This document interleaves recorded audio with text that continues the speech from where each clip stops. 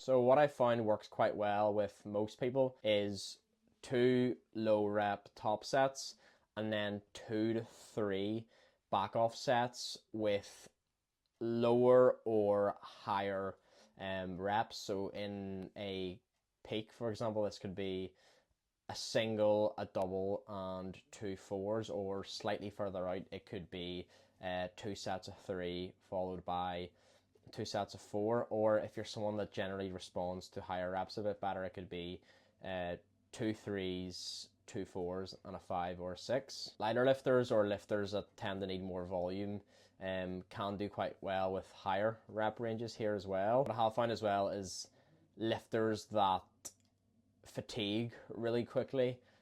Instead of giving them the same rep ranges with these huge drop offs, we can descend the back offs with an increment in the rep each time. So, for example, a 4, 5, and 6. So, this can push the intensity up while decreasing the overall load and stress on the bar. With secondary squats, what I like to do is to give a lower rep top set with some form of variation. So this can be paused tempo, whatever it may be. Or for some people who require more skill practice for a competition lift, this can just be a normal top set. And what also works quite well is ascending back offs, because most lifters obviously aren't at their strongest on their secondary day, and ascending on the back offs can maintain that quality of reps.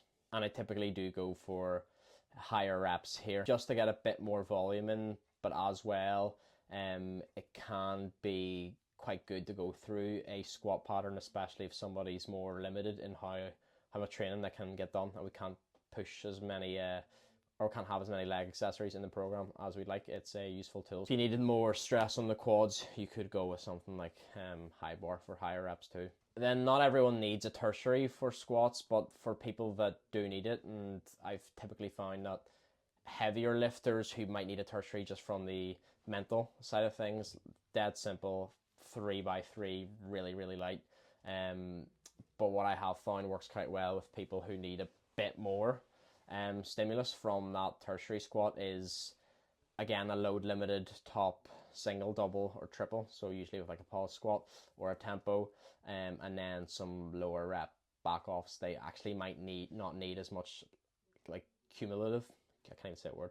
They might not need as much cumulative stress, but they might need that skill set. So the top set is pushed decently heavy for a tertiary, but the back offs, usually about 2 sets, are going to be quite light. So with bench, I typically run 2 primaries. I would do a day 1 with lower reps, like a 2, 3, or a 4, and the secondary bench, well, the secondary primary bench, if you want to call it that, would be a load limited single or double, which will become more comp specific towards the comp. So say maybe 4 months out, we're running a set of 4 for primary bench with a 3 count double. Closer to comp, that might be a triple on the first primary day. On the secondary primary day, that could be a 2 count single, for example. Big believer in practicing singles, because you can't really get good at singles if you don't do them. And then I tend to keep the reps low, so either 4 to 5 sets, depending on the lifter, on the day 1 bench, and then usually on the day 4 bench, if that's their secondary, I would implement like moderate to higher reps, so usually about 4 to 6, when really usually go over 6 on that secondary day. And big fan of the 3 times a week bench, so that would typically be, can sometimes be a less specific variation, like an incline barbell press, if we do need to get some, if we do need that muscle building standpoint while kind of keeping a similarity to comp, or something like a Larson press. But for some people, all that's really needed is like a descending or ascending 2, 3, or 4 count, just to sort of bridge the gap between the 2 primaries, which again would be lower reps. So it could be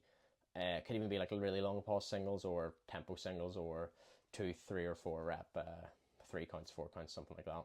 Deadlifts, I would never ever use over 5 reps with my lifters, especially on those who would fatigue quite quick. Now, sumo, you can obviously push it a wee bit more in terms of reps too and volume.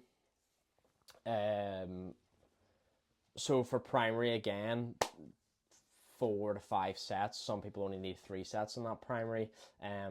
Some people might even only need 2 and maybe get the hinge volume through something like a back extension or an RDL. But I typically would go for further away from comp, usually like a 2, 3, or 4 reps on the primary. With, again, for primary back offs, I never go more than 4, to be honest, regardless of the lifter. And I always keep that comp specific. Secondary, what I like to do is, again, depending on how much volume the lifter can handle, typically people with, more range of motion to cover, would only really need like a pause single, a pause double with like quite low stress back offs. And for some people that can be like light high reps, so like a 5 would be a high rep for me in deadlifts, or like quite light triples even. But some people need to push it a bit more. They could have, say, two sets of paused low rep deadlifts, say like 2 doubles, and then 2 4s or 5s or 6s. So if I can have quite a heavy paused single deadlift, for example, again, same idea as the like the 2 count single on the secondary bench day, with like 2 decently heavy triples, and then not that many lifters need a third deadlift day, to be honest. But again, this would be quite low reps, quite light if it's from the psychological standpoint. But if someone needs the volume to the point of there's almost a need for a tertiary, I would be more inclined to first try push more volume throughout the week via a hinge, and that usually does do the job. But again, there's no general rule of thumb. Some people have great leverages for deadlifts and can handle loads of volume. Some people have terrible leverages for deads but can handle a lot of volume, while some people have brilliant leverages for deadlifts but can't handle a lot of volume, and that you'll see that spread across all 3 lifts.